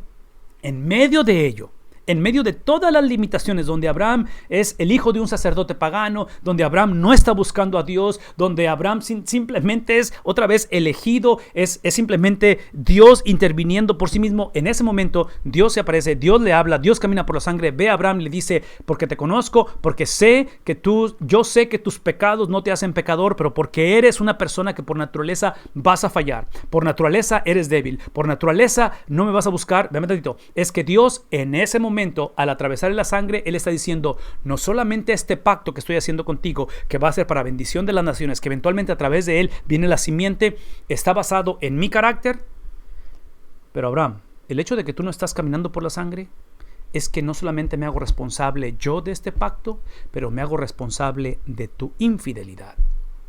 Me hago responsable porque el derramamiento de sangre en esa visión, en ese tipo de prácticas, era el simbolismo de que quien fallara, quien rompiera o violara ese pacto, el precio a pagar era sangre. Entonces Dios está diciendo, no es tanto si llegas a fallar, Abraham, no es tanto si llegas a ser infiel, pero cuando seas infiel, yo asumo las consecuencias de tu infidelidad. Entonces, ¿a dónde voy es esto? Ese pacto con Abraham, el pacto mosaico del cual están siendo responsables ellos, es un pacto que no solamente trae la promesa de salvación, pero observen esto, trae la libertad inmediata de que yo no tengo que responsabilizarme por mi salvación. De que la salvación no depende de cómo me comporte, de que la salvación está basada exclusivamente en el evangelio, en el indicativo, en la obra exclusiva de Dios en Génesis capítulo 15, expresada manifestada miles de años después, encarnada a través de un bebé nacido en un pesebre, que camina y vive en una vida perfecta, en la cual Él se somete a esos pactos, se convierte en la expresión de esos pactos, que eventualmente, estando en el aposento alto, en un momento de intimidad con sus discípulos, la noche que va a ser entregado, dice: este pan representa, ¿qué cosa? Mi cuerpo, que he prometido allá en aquel tiempo, así como los animalitos fueron sacrificados en Génesis capítulo 15, y la sangre fue derramada para sellar ese pacto. Esta noche en el aposento alto, dice Jesús, estamos por traer un nuevo pacto. Estamos por llevar a cabo un pacto que no está basado en obras, está basado en la gracia de Dios. Y esa gracia, escúchame bien, esa gracia es que ya no tienes que llevar a cabo las obras para ser salvo. Ya no tienes que sacrificar. Ahora la gracia, por favor, escuchen esto. La gracia en el aposento alto es que la noche que Cristo va a ser entregado, a través de ese pan que es partido y que es dado a los discípulos, a través de esa copa que representa, ¿qué cosa? La sangre, que eventualmente de una ilustración se convierte en algo real, en un madero, en una cruz romana. La gracia es de que ahora no tienes que sacrificar. La gracia es que ahora, dice el apóstol Pablo en Romanos capítulo 12, la gracia de Dios es que ahora tienes la libertad, tienes la habilidad que antes no tenías de presentar vuestros cuerpos en sacrificio vivo, en sacrificio santo, en sacrificio que es agradable a nuestro Dios. ¿Qué estoy diciendo? Que en el pacto de obras teníamos que sacrificar. En el pacto de la gracia, esta es la libertad del Evangelio, que ahora escogemos ser sacrificios vivos, donde ahora la cruz de Jesús no es simplemente un símbolo de redención, lo cual lo es, de vergüenza y de redención. La cruz de Jesús no es simplemente donde se fusionaron la justicia de Dios con su misericordia. La cruz de Jesús no es simplemente lo que literalmente traza o parte a la mitad la historia de la humanidad. La cruz de Jesús es literalmente ahora el lugar en donde todo seguidor de Cristo vive el resto de su vida. En la antigüedad, la gente iba al templo, la gente iba a sus prácticas y sacrificaban. Hoy, cuando nos acercamos a Cristo, y si nunca has dado tu vida a Él, ese es el día que tienes que hacerlo. Te acercas a Cristo, no te acercas para sacrificar, te acercas para vivir y ser el resto de tu vida parte del sacrificio, donde ahora el altar es donde vivimos, donde ahora somos hermanos de Cristo. Pablo dice en Filipenses que para él la cúspide, el pináculo es simplemente ser semejante a Cristo en sus tribulaciones, es unirme a Él en sus padecimientos. Es literalmente cuando paso por la pila bautismal, cuando soy sumergido en el agua, es literalmente ser recordado que la Santa Cena, ese cuerpo partido, esa copa, no solamente son símbolos de redención, pero son símbolos que ahora han sido imputados, transferidos, que en el momento en que ahora tomo decisiones de negocios, tomo decisiones en relaciones interpersonales, tomo decisiones económicas, tomo decisiones cualquiera que sea, literalmente las hago a través de la libertad, donde no tengo que ser guiado o ser motivado, o mi motor de arranque es beneficiarme a mí mismo, donde ahora existo, como hemos dicho anteriormente, para una vida de servicio y para crecer en similitud a Cristo. ¿Por qué? Porque no solamente Cristo es el sacrificio perfecto, pero ahora nos unimos a Él y somos una generación que nos debe de caracterizar el vivir una vida en el altar, donde ahora mis derechos son cedidos, donde ahora vivo para el bienestar de los demás, donde ahora mi matrimonio, mi esposa no me debe absolutamente nada, donde ahora no tengo que perdonar a mi esposo, ahora tengo la libertad de poder perdonarlo, donde ahora literalmente lo que tiene que ser la decisión, el eje, el epicentro de todo lo que hacemos es la expresión de las responsabilidades que obtenemos al ser parte de la familia de Dios, elegidos por Dios bajo el pacto que es inmovible, que es inmutable del Dios de la Biblia. Todo esto, para concluir, nos habla acerca de cómo debe ser recordado que a quien se le da mucho, mucho se le es requerido. Lucas capítulo 14, versículo 48. El capítulo 5 de Amós une la vida y la fe inseparablemente. Amós denuncia la explotación del rico sobre los pobres. Hay mucho abuso ahí. Israel falsamente confió otra vez aquí está la lista, en su religión, confió en su prosperidad económica, en su poder militar. Aún en medio de la infidelidad de Israel hay esperanza. La palabra esperanza típicamente es certeza en el pacto de Dios. Infidelidad, certeza. ¿De qué? De que Él presentaría al Mesías. Y eso lo vemos en Amós capítulo 9, versículo 8 y versículo 15, que son al final es donde vemos la redención, vemos las promesas cumpliéndose y todo esto.